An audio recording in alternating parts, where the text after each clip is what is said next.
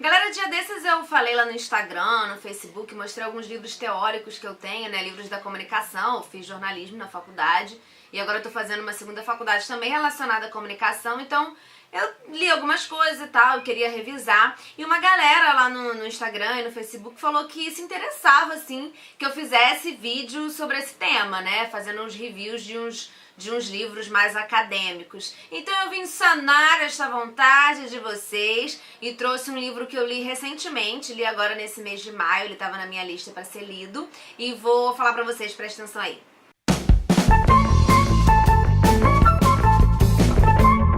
O livro é esse aqui, A Experiência da Fama, da Maria Cláudia Coelho, é um livro da editora FGV.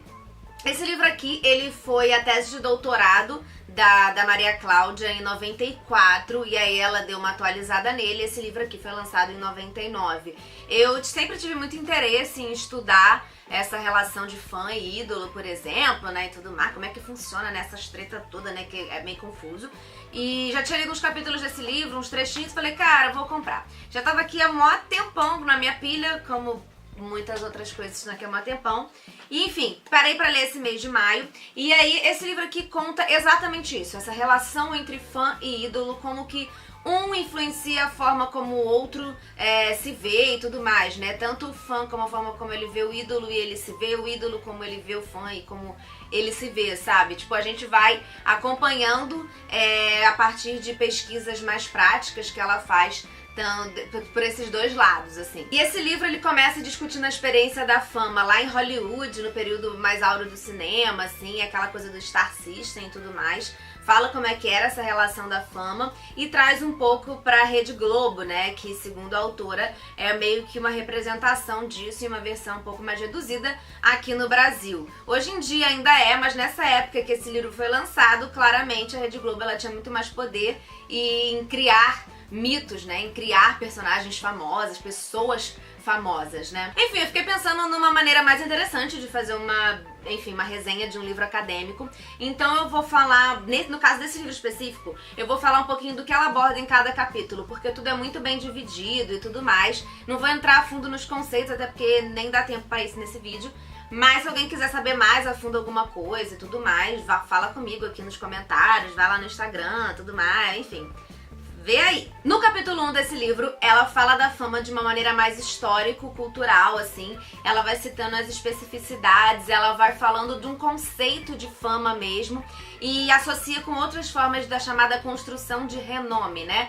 Que são a honra e a glória. Isso historicamente, ela fala um pouco sobre o que é a honra, sobre o que é a glória, sobre o que ela significa desde o início dos tempos dos homens e como que a fama entra nessa história e quais as semelhanças e diferenças com essas de outras formas da chamada construção de renome. No capítulo 2, ela vai para Hollywood e mostra um pouco como que os fãs, eles eram abordados nos filmes, sabe? Sempre os fãs, eles eram abordados como se eles fossem meio malucos, sabe? Ou, sei lá, os fãs eram sempre abordados de uma maneira muito caricata, sabe? E ela faz uma análise de alguns filmes que tratam dessa relação. São fãs que sempre são meio malucos, são sempre meio obsessivos, e aí nesse capítulo 2 ela fala dessa relação de amor e ódio, né, entre o fã e o ídolo, né, que um ama, mas também não gosta muito, assim, aquela coisa meio confusa entre fã e ídolo. E aqui no capítulo 2 ela já começa a trazer uma ideia que ela vai abordar mais pra frente, mais aprofundadamente,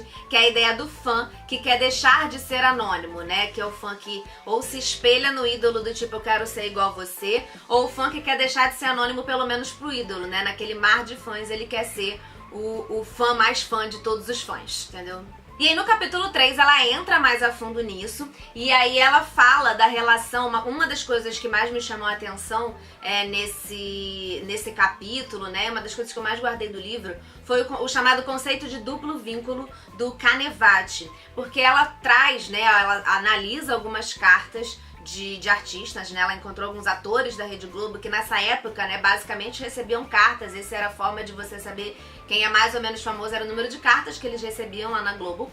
E aí ela pegou algumas e ela trouxe essa ideia do duplo vínculo para as cartas dos fãs, né? O duplo vínculo, ele traz uma ideia de uma coisa que é alimentada para você correr atrás dela, mas ela é meio impossível de acontecer, então você fica nesse vai, não vai, sabe? Falando de uma maneira mais bonita, são demandas que são contraditórias, mas que são igualmente estimuladas. Então, como isso se aplica no caso do fã, né? Por exemplo, é o fã que é estimulado a mandar cartas e seu ídolo vai saber quem é você e tudo mais, mas aí o fã usa de um artifício que é o eu sou seu fã número 1 e diversas variações dessa frase, né? Dessa ideia, eu sou seu fã número 0, né? Tem gente que fala isso, eu sou seu fã número 1, ou citar os principais personagens que aquele cara fez pra mostrar que sabe tudo mais. Só que aí todo mundo faz isso, e aí é você que tá querendo se destacar nesse universo de fãs, vira só mais um, porque todo mundo tá fazendo isso. Então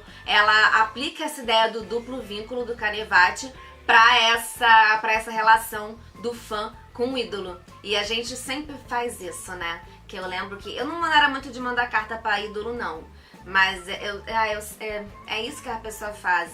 Você sempre acha que tu é o fã mais fã do mundo, que ele tem que te olhar, mas tá cheio de fã mais fã igual tu.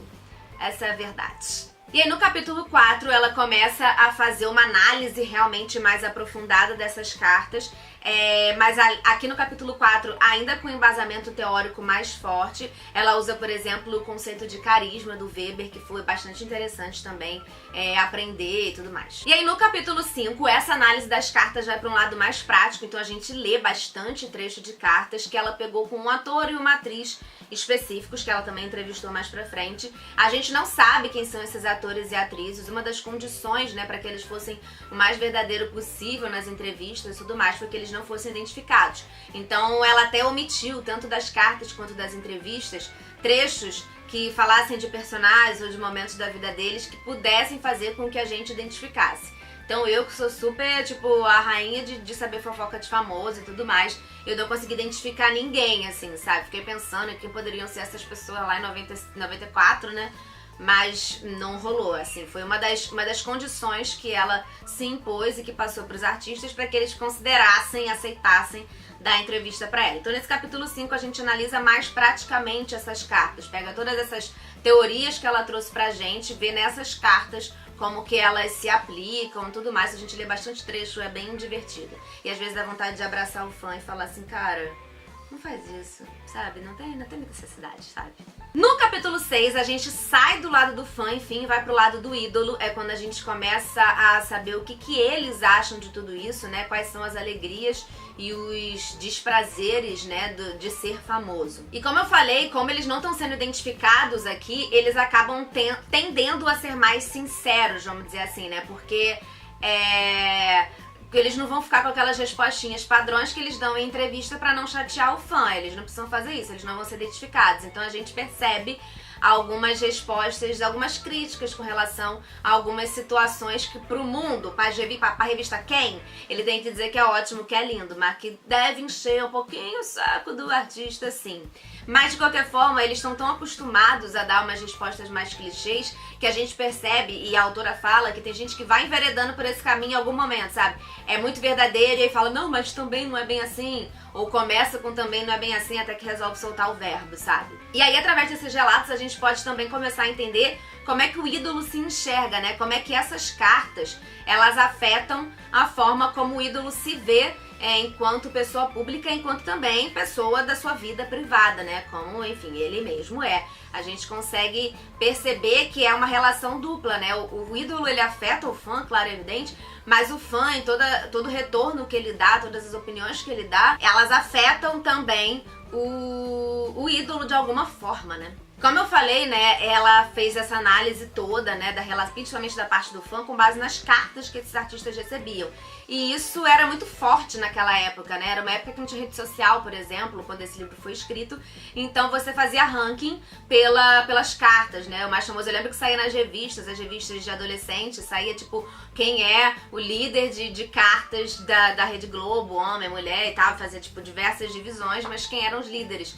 Isso, de certa forma, também influenciava na escolha dos protagonistas de novela, por exemplo. Quem é o mais famoso que vai participar da novela tal, não sei o que, sabe? Por meio de de fama. E aí me levantou um questionamento. Eu fiquei pensando como é que seria essa relação hoje em dia, essa relação no momento que a gente tem rede social, por exemplo, né? Porque tem sim algumas emissoras, alguns lugares que escolhem seus protagonistas ou escolhem seus atores que vão participar por meio de número de seguidores no Instagram, por exemplo. Então isso continua influenciando, embora tenha mudado a plataforma.